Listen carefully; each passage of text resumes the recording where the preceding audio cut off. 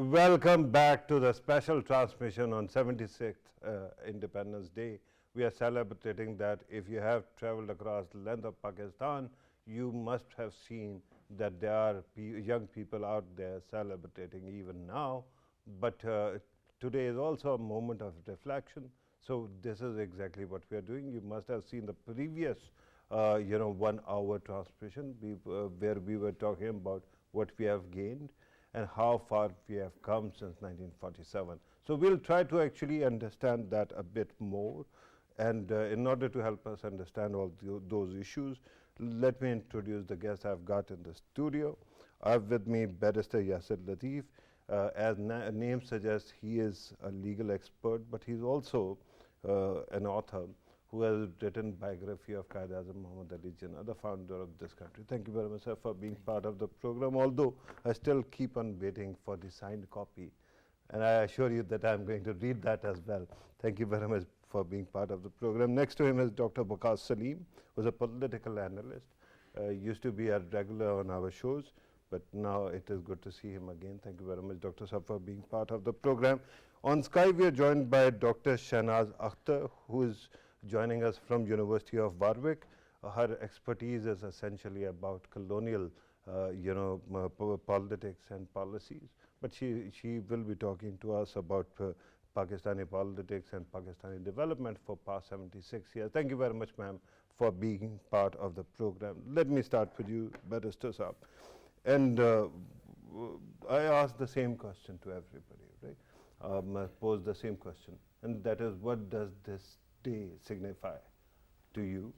And I don't need attributes, I don't need adjectives, I need feelings.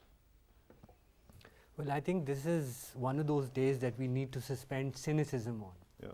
You see, this is one of those days that we have to celebrate what we've achieved, obviously take stock of what we haven't, and then look at those fundamental principles on which we were founded, which is namely, we had to be an inclusive democratic state, which treats all its citizens, regardless of their religion, regardless of their caste, regardless of their gender, as equal citizens. It is that principle that we have to take stock on and stock of, and also commit ourselves to those ideals and principles. So that is something that I've felt very strongly. Every year when this day comes around, one is forced to take stock, and obviously with our imperfections, we're not there yet, but one day we hope that we will be there.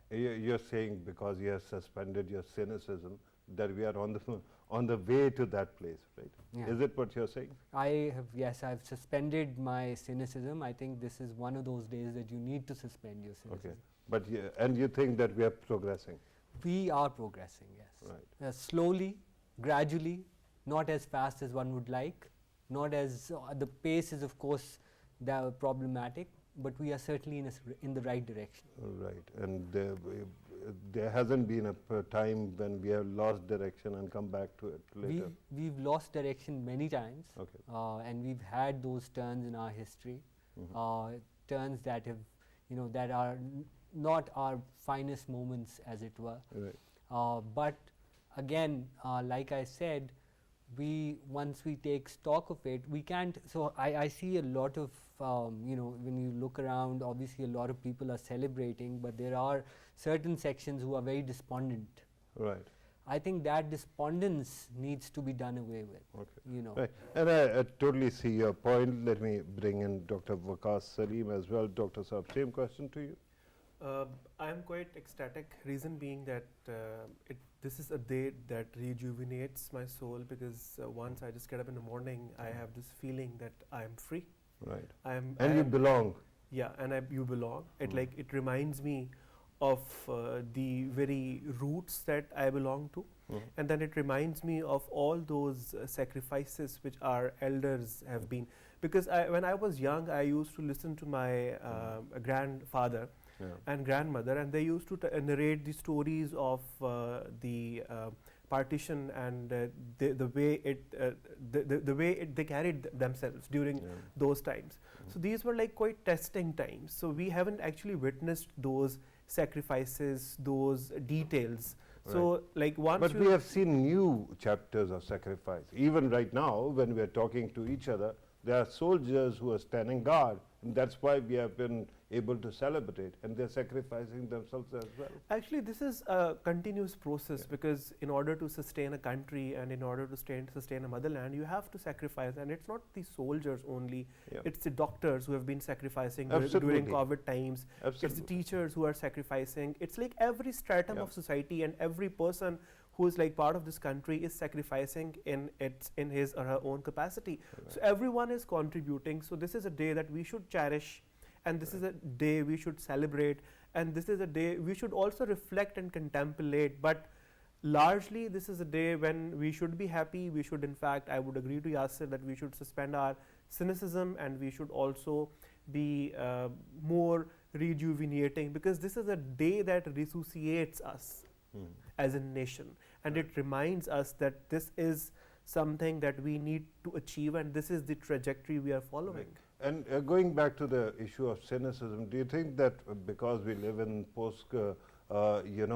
a society where post-truth society, where everybody seems to have their own truths, do you think that that is perhaps also the reason why there are some people who are so despondent, and we haven't been able to reach them?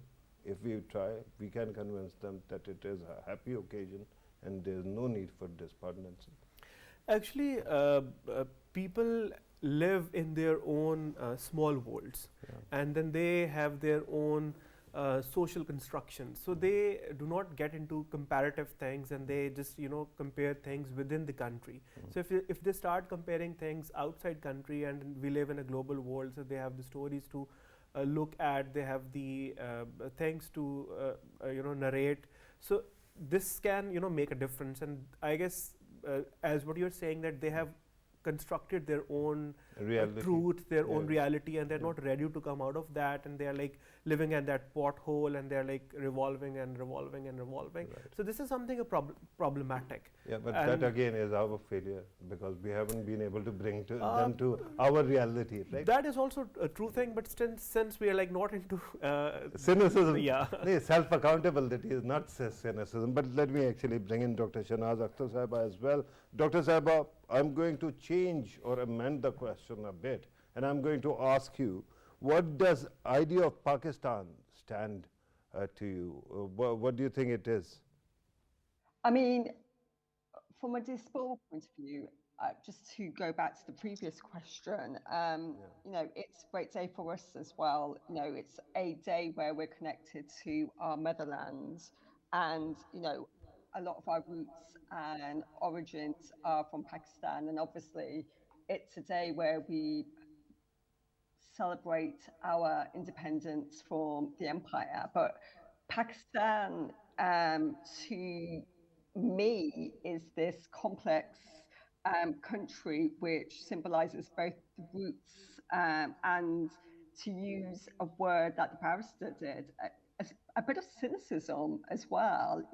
We watch from afar, and we celebrate its joys and successes, but we also kind of wish for the best, because Pakistan is incredibly complex. I think it's looking to redefine its identity at the moment. It's at a really crucial moment where Pakistan, I think, is almost at a crossroads where it can go forward and get Qaidism's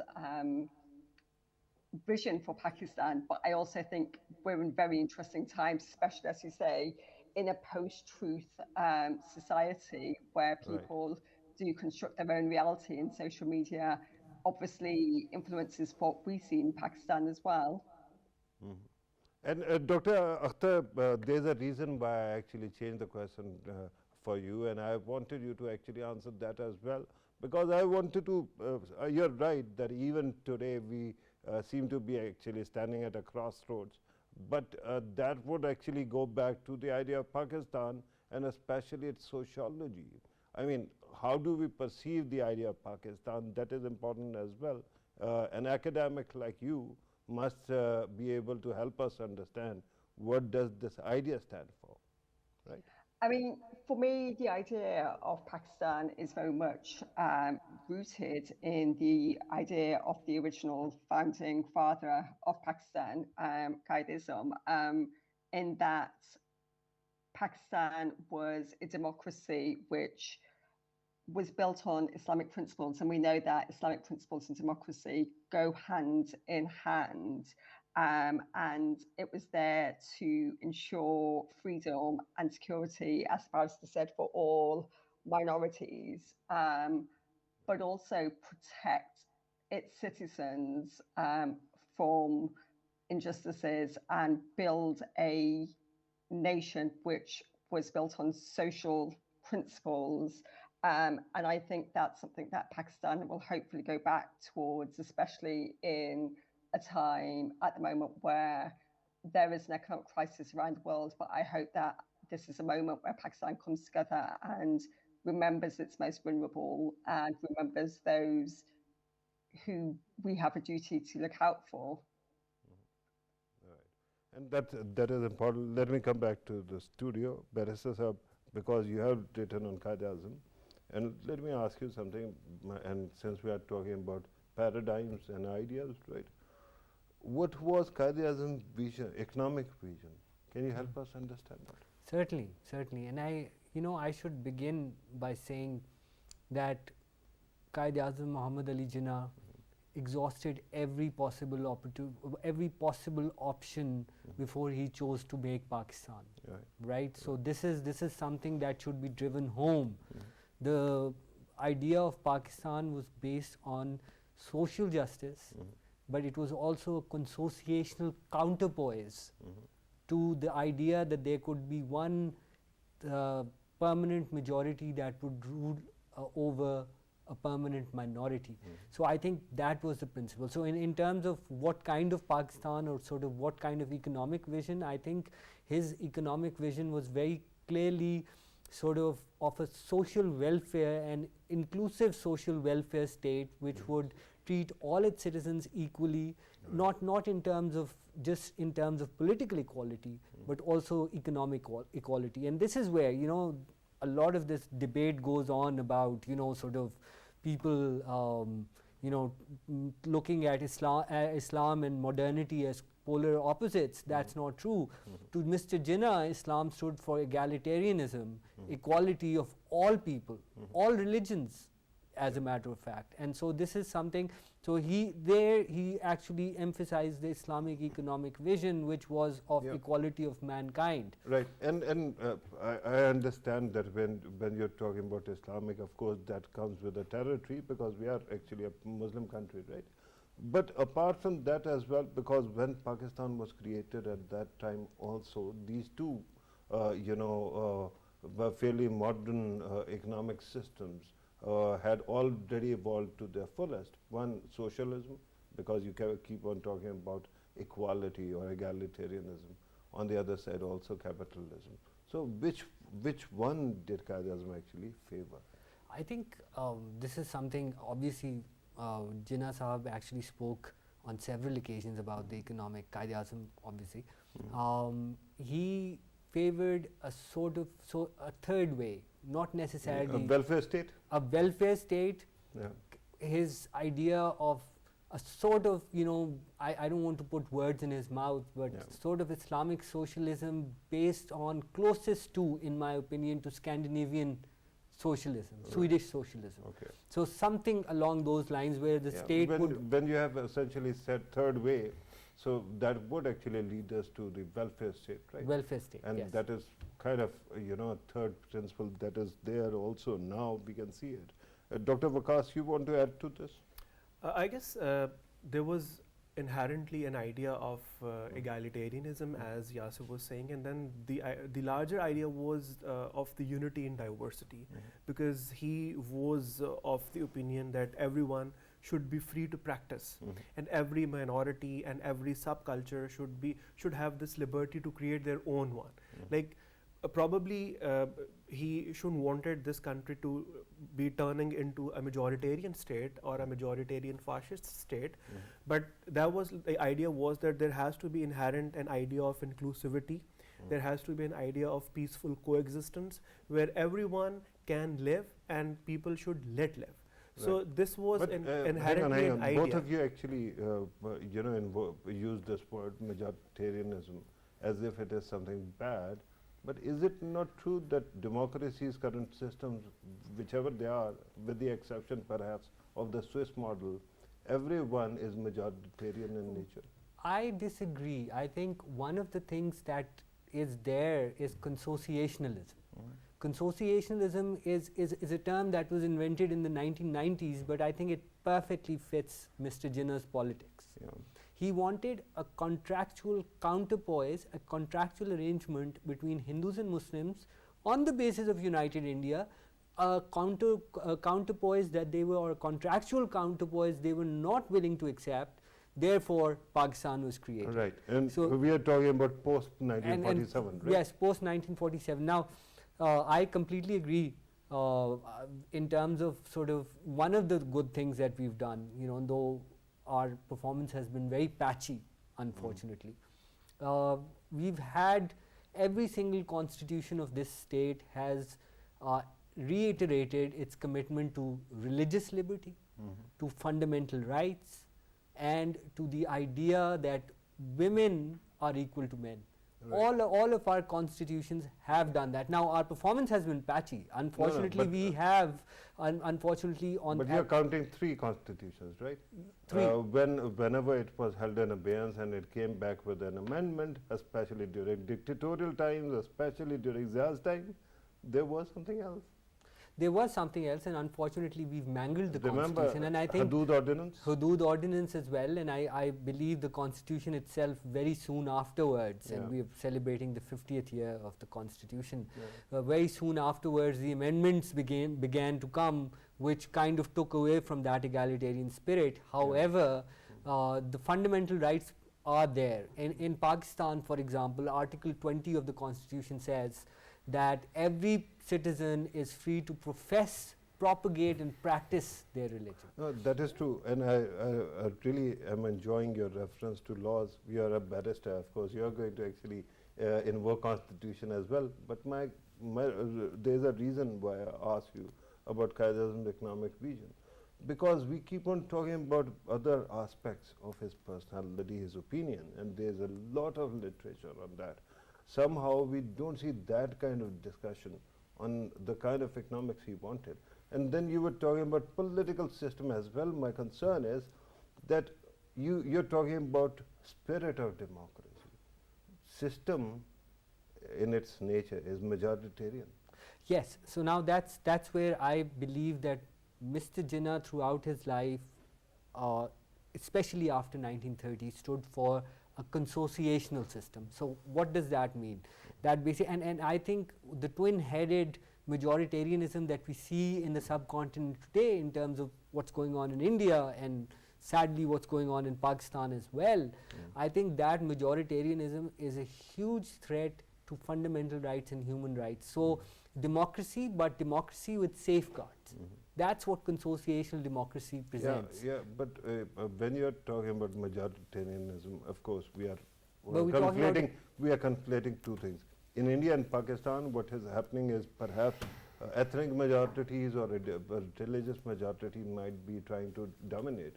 But I was talking about more in the sense of the spirit of the system, where you elect people and the majority gets to rule.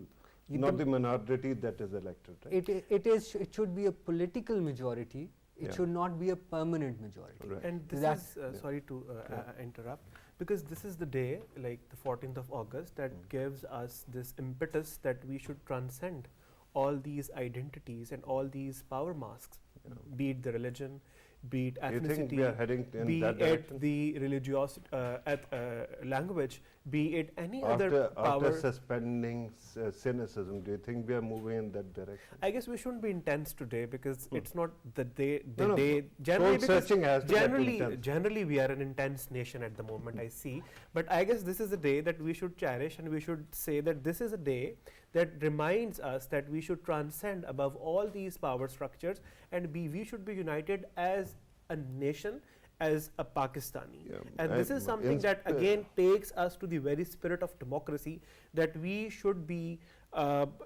consenting our votes in the best interest of the country, as in citizens of Pakistan. Everyone whosoever speaks any language, practice any religion, and belongs to any ethnicity and any geographical territory is a Pakistani. Right, so we should actually dilute, and we should actually come out of all these things and be a nation. And this is the day that again reiterates. I love the idea, and I'm totally with you. The only problem is when you say we should, that means we are talking about future. Like there are always problems. Yeah, very quickly. Yes, I believe one of the things that we did get some things right, and one of them is our Citizenship Act. Yeah. Anyone who's born in Pakistan, no matter to what parents, what religion, etc., is a Pakistani. And I think that is the most important part. I think, let me just say that there are only 2 countries in the world, legally this is the principle of jus soli. There are 2 countries in the world primarily which are based on jus soli. I have to actually go back to Dr. Sahaba. So US and Pakistan, these are the 2 countries. Right. And there are questions in US as well, and if Donald Trump had his way, he would have changed that direction as well. But so far he is not in power. So let me go back to Dr. Shahnaz Akhter. Economic vision of the founders of Pakistan. What can you tell us about that? I mean, I think when you talked about the socialist principle, I think that's probably the closest that you will get. I think it's quite interesting that you talked about the Swedish Swiss principle. The Swedes, the Nordic countries tend to be very high taxation and high welfare system, which, I think does go with the principles that Jinnah would have gone for, in that, it is incumbent, it's based on the idea of zakat, those with more wealth paying towards the upkeep of those with less income. I think it's really interesting that you ask it as a separate question to the democracy, because I think you can't, when we're talking about this idea of a democracy in Pakistan, it really is, as in most countries, and I'm not singling out Pakistan for this, the political majority is the elite in all the countries, and that's down to economics. And I think if Pakistan is going to be a true functioning democracy, as there is an issue across the world at the moment, it is going to be able to have all its citizens partake. And at the moment, Pakistan, like the UK, is recreating colonial powers of structures. And so I think it's really interesting. I agree with Barrister, it's a day to suspend cynicism because we want to celebrate, but I think it's also a day to reflect, especially with the upcoming elections, on how all citizens can truly contribute to the vision. And I think you can't do that without achieving the economic freedoms that all citizens in Pakistan need. Right. There's a reason why I'm not actually discussing politics too much today. Usually on 14th August, what happens is that there is one government and that actually makes statements, and we end up discussing those statements. But this time, on this day, a transition is taking place, right? You heard the outgoing Prime Minister speaking to the nation yesterday, but today in the evening, I think he'll be gone, and there will be a new Prime Minister. So that is why, because there's this transition, and we are on a cusp of change, I did not want to actually discuss too much politics, but you are entitled to. Let me come back to the studio. Again, Barrister Yasser Latif. Right now, when we are talking about the nodal points, main characters of the idea of Pakistan, you have talked about economy, you have talked about political, nature, but what else? What are the salient points that we can identify today? And we have to live up to those principles. Well, I think the quality of citizenship is the fundamental, because that is one of the things that qualify that quality of citizenship. Quality of citizenship in the sense Mr. Jinnah once said, and this is after partition, he said that Pakistan symbolizes the aspirations of a minority in the subcontinent. Now that Pakistan's been created, it cannot be unmindful of the new minorities within its midst. So it's about those minority rights. If you look at it, Mr. Jinnah's most important speech, the 11th August speech, it's all about how, and he refers to, in particular refers to Great Britain.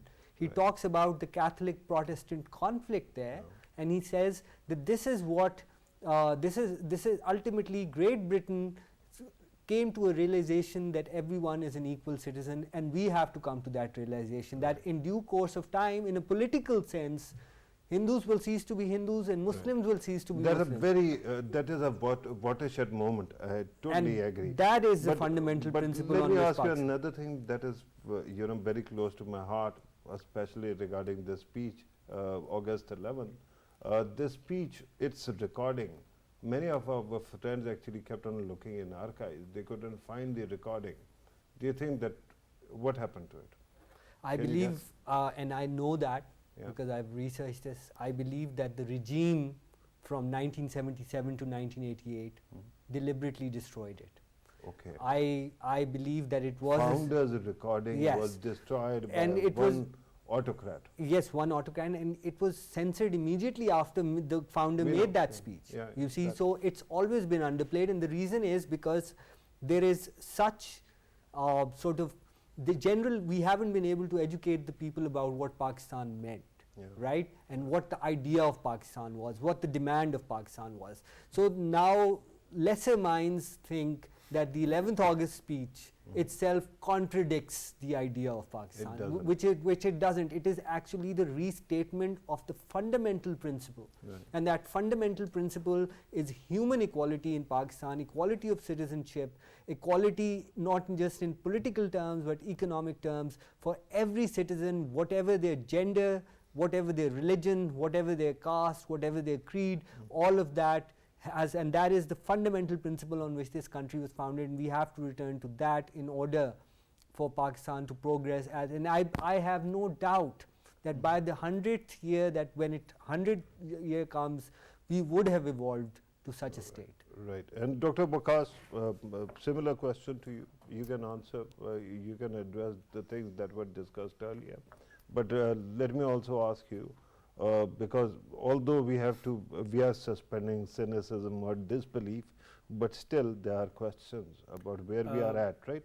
I guess So what are the major challenges that we if might be facing? cynicism is relatively a loaded word, we can be Skepticism? skeptic, we can be critical, we can we can be Yeah, but one has to be realistic also. yeah, but we can contemplate into things, but still there are a lot of things that needs to be challenged and that needs to be looked upon. At the moment, I guess there was a deliberate effort. I will not blame anyone at the moment, but there was a deliberate effort to create a myopic understanding of the idea of the creation of Pakistan. And I will not get into those punctuations because like whosoever was responsible, but definitely there are people who have been responsible to deliberately create very reduced understanding of the idea of Pakistan, of the idea of the culture of Pakistan. I guess we should need to rethink about the cultural history of our country, because the place where we live, it has a rich legacy. Right. This is a very fertile land, because this land has been able to cradle civilizations. This land has been able to cradle religions. So this is not a barren land. And then we have a legacy of certain other things, like we have been ruled by Muslims, we have been ruled by like British colonizers. So there are like imprints of those historical Identities. periods as well. So I guess we should think of like what it takes to be a Pakistani, and we should broadly be inclusive of all those rich cultural and historical legacy, and we should move on, because if we talk about even our language, that is Urdu, that has been created somewhere else. It's not a language that has been created in this part of the world. Yeah, so that is why my own interpretation, my existential interpretation of affairs is that whatever we have got, we have to work with that. And at this moment, if you travel across the length of this country, you'll find almost everybody can understand Urdu, right? And then one thing, whatever the causation might be. But you just said that there were people who actually deliberately tried to sabotage or narrow the scope of idea of Pakistan. But is it not true that this is the natural progression of things unless there is very stern stewardship? Because all over the world, great ideas actually keeps on collapsing. For example, in America, America's idea is great, but we have seen what Donald Trump did to that, right? Similarly, other people as well. India's idea was originally as a secular state, as a socialist secular state, was great, but that also has devolved into Modi's India. I guess at the moment, if you look at the larger global politics, you will see the democracy is in a crisis of populism. And if you see the Trump or the Modi, they are like populist leader, and they have been trying to tarnish the very essence and ethos of democratic culture across the globe.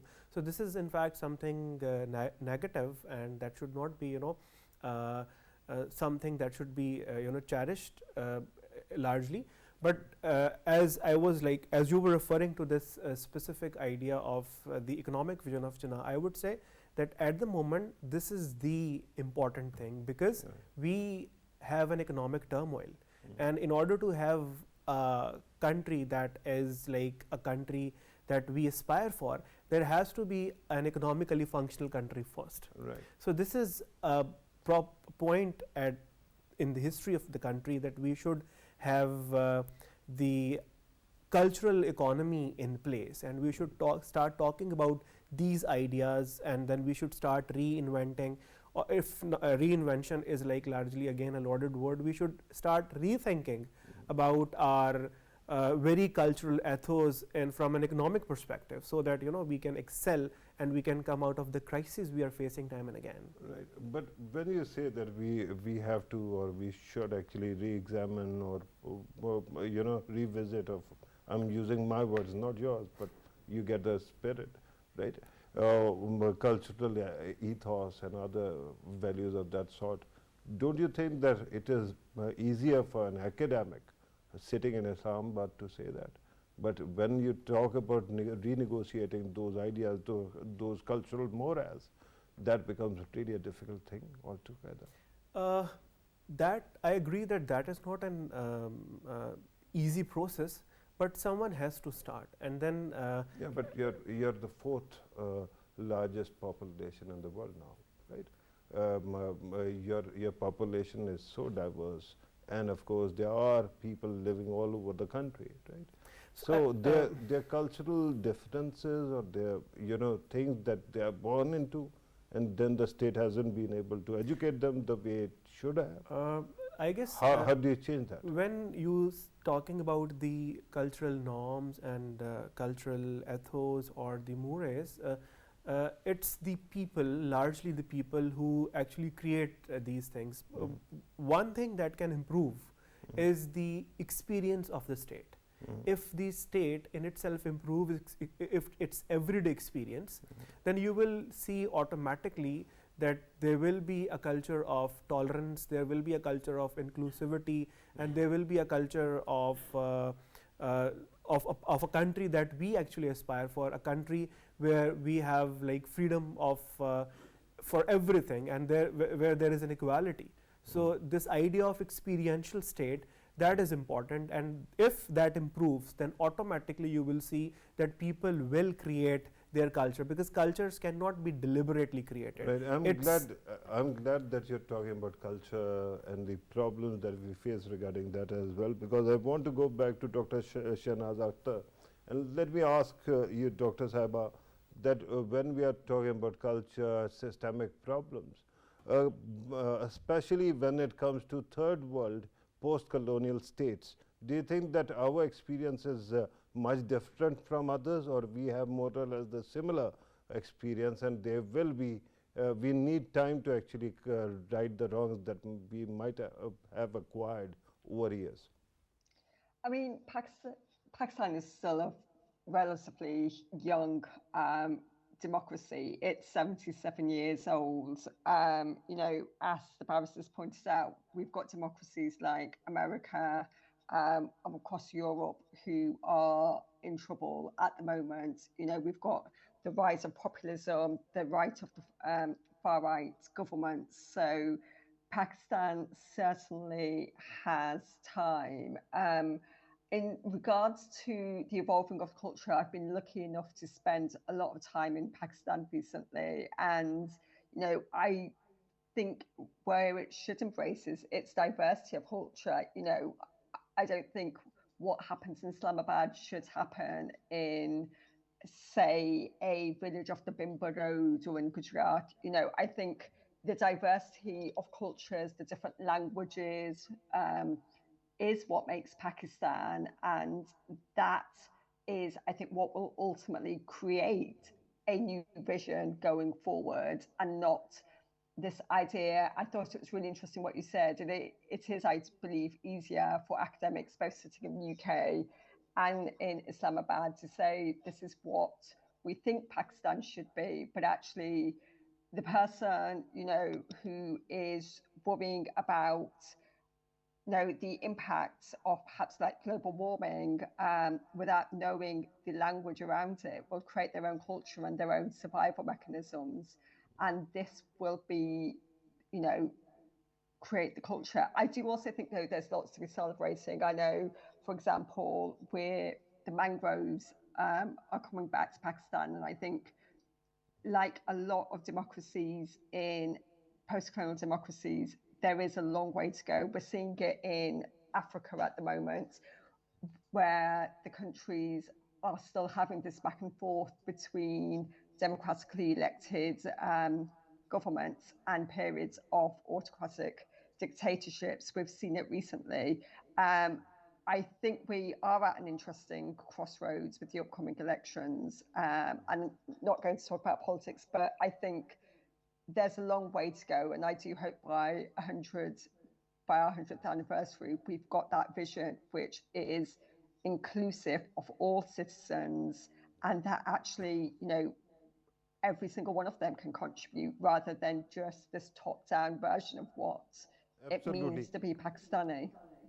Absolutely, and this is what I keep on thinking, and I keep on pointing out, that we talk about inclusivity, but most of the time when we are talking about these matters, usually we end up talking about politics, whereas our biggest challenge that our citizens keep on facing are two. One, economics. The other one is demography. We are exploding population-wise, and maybe not too many people actually want to address that. Allow me to come back to the studio. Barrister Saab, since we were talking earlier, you were saying that the idea of modernity and idea of Islam are not totally, at loggerheads, they are not opposed.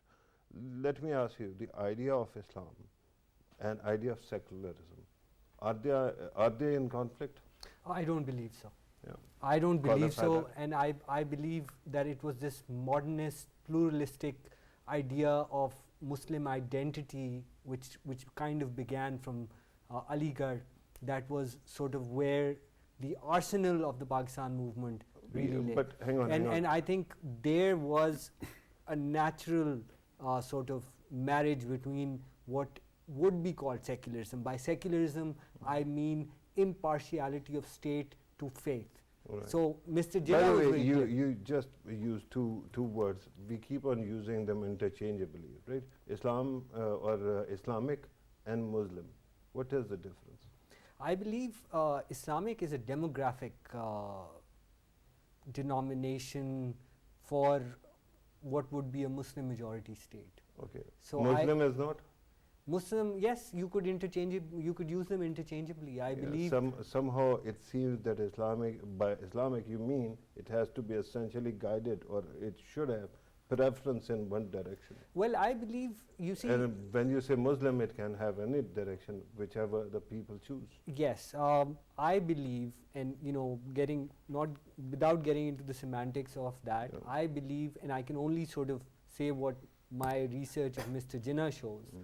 I believe that he wanted a state that would treat religion as a personal matter. Yeah. Now, he also believed that this was, and this can be his view, right or wrong, he actually believed that Islam itself stood for a state that would be impartial to all faiths. Right. And he went back to, and you know, some of that is true. If you look at Islamic history, you see that there was this toleration, this idea of tolerance that was given, extended to all communities. Especially when there were some city centers which actually were very prosperous. There you saw that all faiths actually contributed and essentially were treated Exactly, equally. exactly. And there Maybe were Baghdad, Ottomans, elsewhere. Right? some of the finest Jewish philosophers, for example, came from the Islamic civilization. You know, you've got, and when you talk about Islamic civilization, I know it's not a, Emperor Akbar, for example, who Mr. Jinnah refers to at one point. He is sort of the epitome of that Islamic civilization. The Ottoman Empire, with its millet system, was the epitome of that. Yeah, and but I grew up in this country, and I grew up studying Pakistan studies, and I remember those chapters where we were taught that you know, Akbar had erred in actually interpretation of faith by creating another faith, right? So that also happened. well, that is And obviously that becomes a problem. Waqas, you want to add to this? I just want to say that you know, on one side what the religion says, and on the other side what people practice. So this is exactly the difference between what Islam says and what Muslims do. Yeah. And this is in fact a dilemma that the people have been like always trying to assert, that this is something that is not the very essence of Islam. So when it comes to our country, unfortunately our country has been held hostage to the puritanical side of the religion, and we have fell prey to this ideology, and then we actually fell short of the populist Islam that was actually the very essence of this land, and that is something that has been, you know, very reason of bringing that religion to this place, and the saints and the Sufis, and they have been like quite instrumental. And I totally get when you're especially referring to how Pakistan's religious community actually evolved, and I totally get it when you say that there is confusion in interpretation of faith as well, whether it is puritanical or not, I don't know, but there's confusion, right? And that might have actually caused so much bloodshed as well in the country, where some misguided people are actually attacking the state itself in the name of religion. But do you think that in our lifetime there will come a time when we do away with this confusion? I was listening to the Army Chief's speech yesterday, and earlier as well. Whenever he actually quotes Quran to prove that those who are attacking Pakistani state are misguided, that helps me a lot in actually understanding what my religion says. Waqas?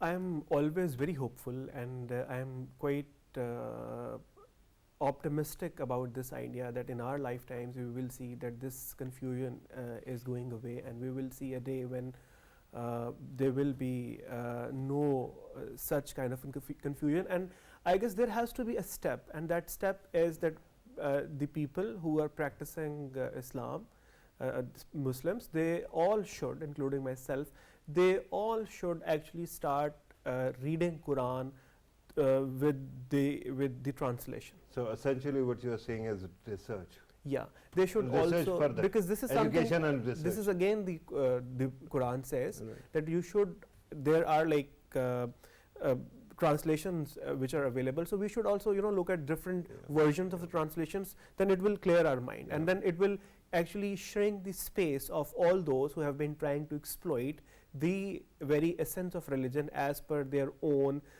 political objectives. Right, but so you will see that their space shrinking, and the very rational self of a Muslim coming out in our country. And because finally there are people who actually are ready to take ownership of the faith as well, and then talk to people that look, religion says this and these people are misguiding you. Yeah, I guess religion is very personal, and everyone should take the onus. Right, They should take the absolutely. ownership. They should not fall prey to someone I have to else. quickly go to Dr. Shahnaz Akhter as well. Dr. Sahaba, in conclusion, if you want to add something, please do. You have listened to what we were discussing. You can add to that as well. Really interesting for me. I completely agree with what the barrister says. I believe everyone should have that ability to read and understand the Quran. And I know that it's a discussion that is held a lot, whether, Pakistan is a country who has defined its Islamic principles and its own interpretation of how it fills into that vision of Islam. I think it's a really personal thing for people, how they practice their faith. I think it's a Pathan saying that we should be asleep in our own grave. And I think that having everyone have that ability to read the Quran and read the translations is incredibly important. And I hope that going forward that... Absolutely, Dr. it will Sahaba. continue. I'm told that we have to conclude here. Dr. Shahnaz Akhter, thank you very much for your precious time. for having me. Barrister Yasser Latif, thank you very much, sir, for your precious time as well. Dr. Waqas, your time is also precious, and thank you very much for your precious views as well. Viewers, you have listened to the participants. What Dr. Waqas was saying earlier regarding studying Quran, I will take it a step further, and that is because we are talking about Pakistan's Independence Day. And let me request you all, and let us actually say this again, that we should also be reading the leaders who created Pakistan, right?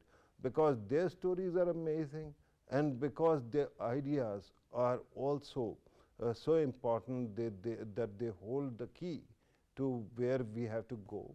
And why is it that there is an explanation also why we haven't reached there. I hope in coming days we can do that as well, and for that I'm going to actually wait for Barrister Yasser Latif's book as well. This was my segment. Thank you very much for watching. Take care.